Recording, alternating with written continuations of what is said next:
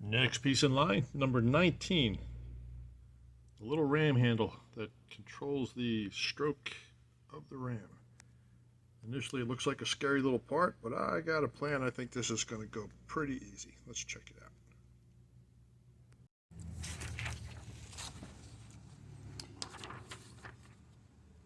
The visual shape of this handle is aesthetically appealing. I do like it, but if you model it up in a 3D software, it doesn't look like that using all these numbers. So I cheated a little bit. I made my own drawing so that I could go with the aesthetics that I am looking for. My handle will be coved in like that. I just use this straight to come up with all my tangent points. But I'm going to start this piece with 3/16 square brass. I'm going to start it in the mill. I'm going to mill an end off, establish a 0 point, move over center in the material, and I'm going to drill and tap a 540 hole in the material right at this location, on location. It's a finish point. Then we'll stick it in the lathe. We'll do the ornate work on the end. And I think you're going to like how I do the elevated boss and all the flat work on this piece. Let's do it.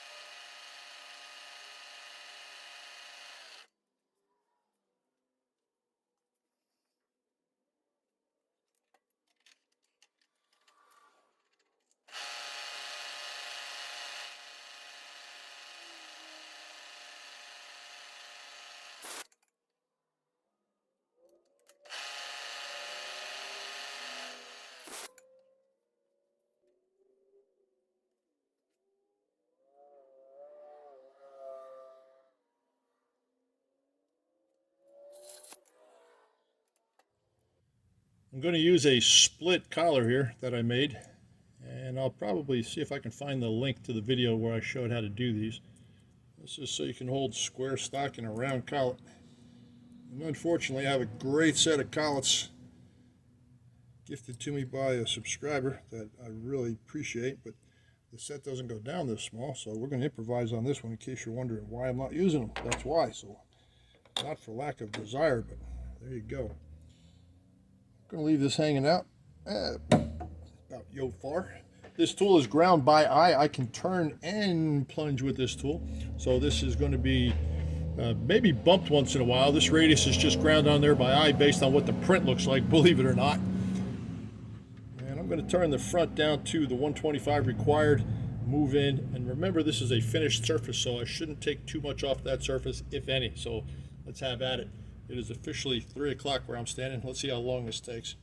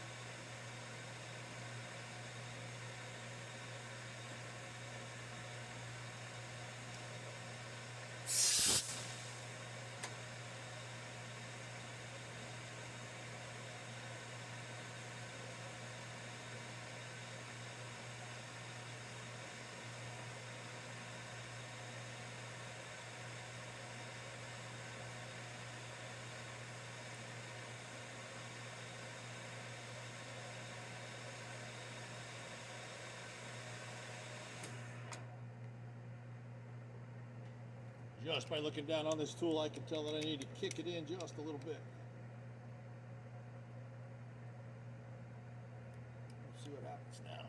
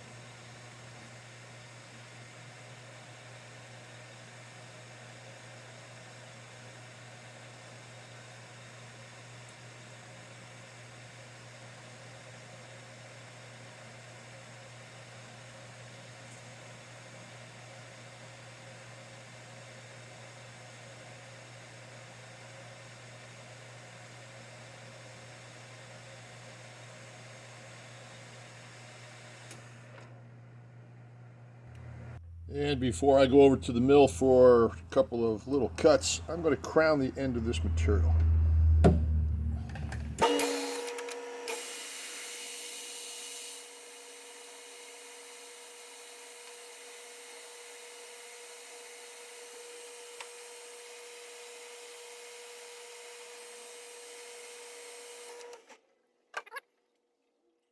Next step in the operation is 11-degree side cuts. There is an 11-degree angle block in the vise. There's a stop on the end, and the reason that I crown the material is so that I can rotate the material in any position and still register against the same point on the stop.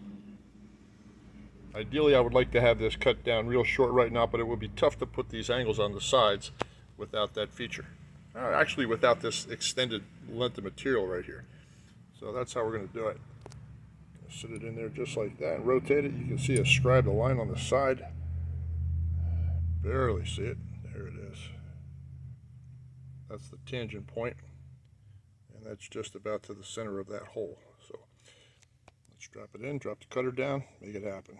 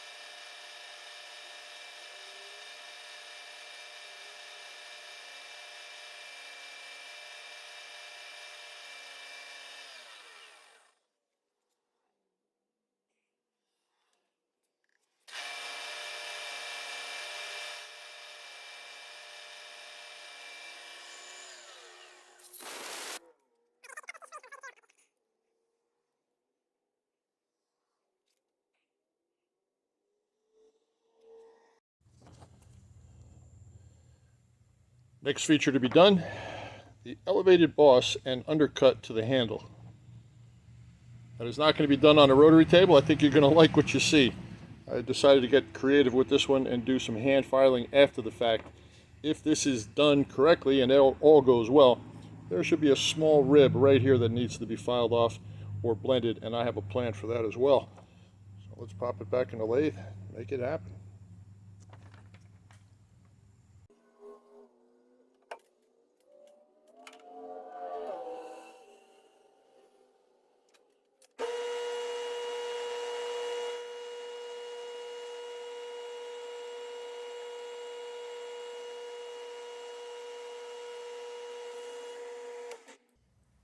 I've got a tree pan tool ground up that's going to turn the boss on and establish the thickness to the handle. I am going to start at the handle first, because if I started at the hub, then we would be more likely to have a springboard effect here. I'm going to try to leave as much support material right to the very last feature as possible.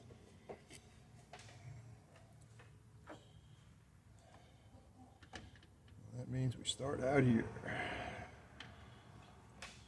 There is a slight neutral to negative rake on this tool, so it doesn't scoop the part and have a tendency to want to pull it and bounce it right off of that little screw. Not a fan of locating on screws, but for this feature, this is fine. Let's do it.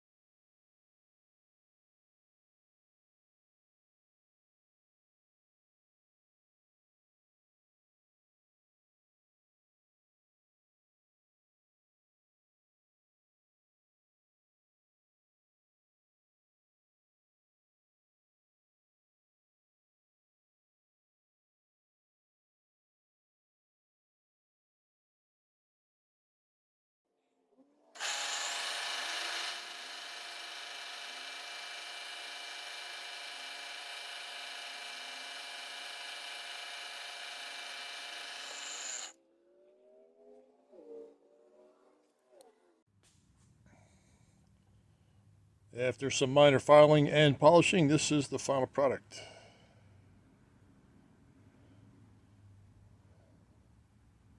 It's a small flat where the round should be, but that's probably attributed to locating off a thread. You just don't do that. Rotary table would have been a little bit better. But it will go face down on the assembly like this. Tighten down the ram.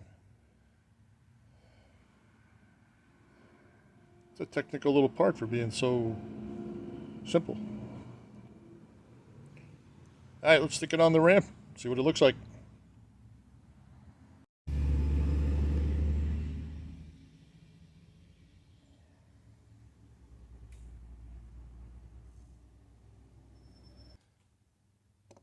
After some fussing around, and I can tell you this is a tricky little thing to start putting together. All the linkage that I just created has to be assembled to the crank arm. Crank arm needs to slide up and lock into the ram, and then it has to come backwards down here and get the pin put back in. So that was a little fiddling around. It took about 10 minutes to do that, believe it or not. This little handle on the top here, if you're not pleased with the orientation of this handle, you can clock it. You can take a little bit of material off the bottom of the brass itself, rub it on a piece of emery until it indexes to where you want it. It will drop 25 thousandths, 40, 20, it's a 40 pitch thread, so it's 25 thousandths movement per thread. Now, whatever that translates to. You want it to move half, then take 12 and a half off. But it is functional. When you unloosen it, you can slide it back and forth without moving the mechanism inside a great deal. And that allows you to set the stroke for how far out you want it to come.